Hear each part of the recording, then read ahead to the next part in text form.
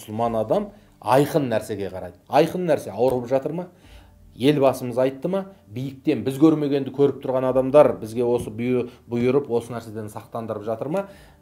Тәртіпке бағынған құл болмайды. Біз осы нәрсені сезініп, солған бойсұнғаннан жаман болмаймыз. Шында да ертең Құдай бетін аулақ қылсын, дамып кететін болса, бұл ары қарай тарап кететін болса, ертең жазда да үйімізден шыға алмай қалуымыз мүмкін. Күзге дейін көміліп отыруымыз мүмкін. Ол кімге керек?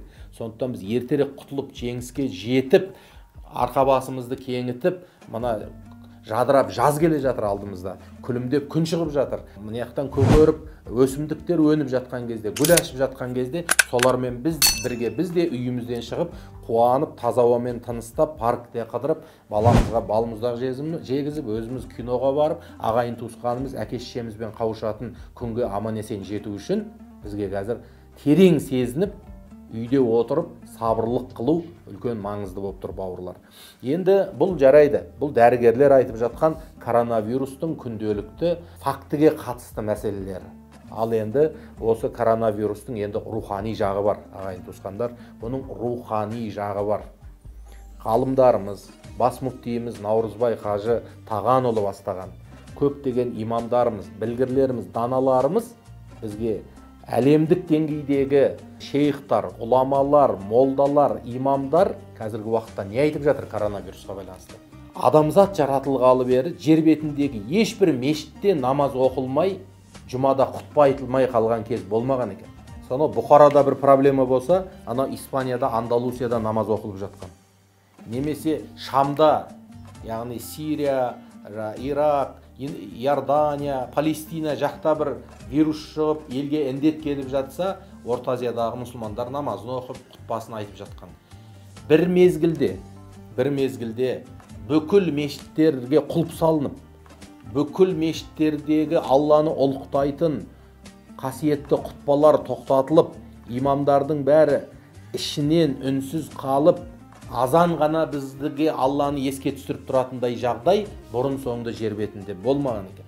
Умра белгілі бір лаңкестердің кесірінен, бір апаттардың табиғи себебінен умра тауап жасау, қасиетті ихрамды киіп, ихрам халіне кіру тоқталса да, мұндай дәрежеде ұзақ мерзімде көзге көрінбейтін бір осындай індеттің себебінен умра қажылығы әлем мұсылмандарына есігін жаппаған екен. Біз бұл нәрсенің ар жағынан ғұлама ғалымдар қазіргі уақытта не айтып жатыр? Ойланыңдар, бұны бер жақтан алмаңдар мәселен. Бұл біреудің саясаты, бір әлемдегі күштердің жасап жатқан емес. Әрбір адам жасаған, адам ойластырған істің ар жағында Алланың тәрбиесі жатыр. Алла тағаланың қалауы жатыр. Алла тағаланың әмірі мен бұйрығы жатыр. Сол нәрселер туралы ойланыңдар дейді. Шынында да бұл коронавирус бізге көп нәрсенің, өте көптеген дүниелердің рухани себептерін ашып көрсетіп жатыр. Біз адамнан алыстық. Күндіз түні қарақан қу басымыз ішіп жейтін қызыл жасыл дүниенің жетегінде біз бір-біріміздің қадірімізді білмейтін жағдайларға кетіп қалғанымыз өтірік емес. Адамзат бір-біріне жақындағанмен адамшылық бір-бірінен алыстап кеткен еді.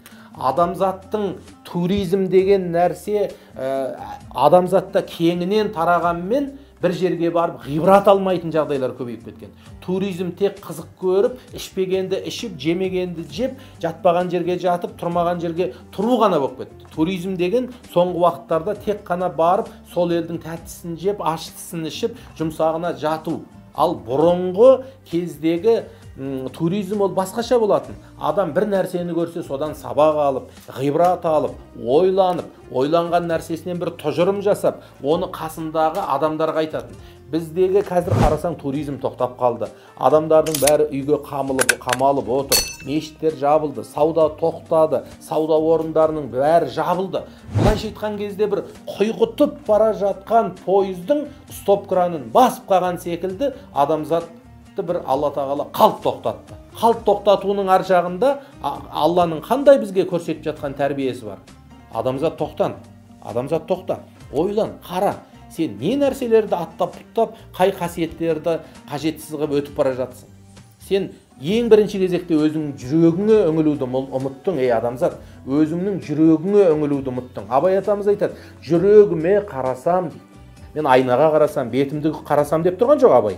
Жүрегіме қарасам, айнадайын таза емес. Аршып алып тастайтын апандағы саз емес. Бәрі болды өзімнен, Тәңірім салған наз емес дейді. Құдайдан емес.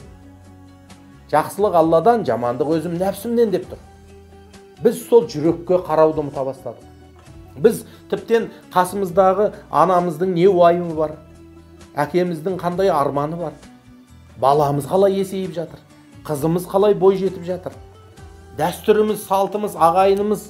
Мен бұл осы сөздерді біреудің тапсырысымен, я болмаса біреудің маған өтінішімен айтып отырған жоқпын.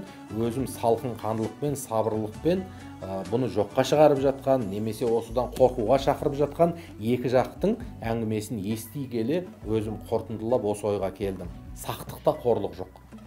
Ал енді кейбір айтылып жатқан, жоққа шығарып жатқандардың көбісі ол дәлелденбеген дүдәмәл ойлар.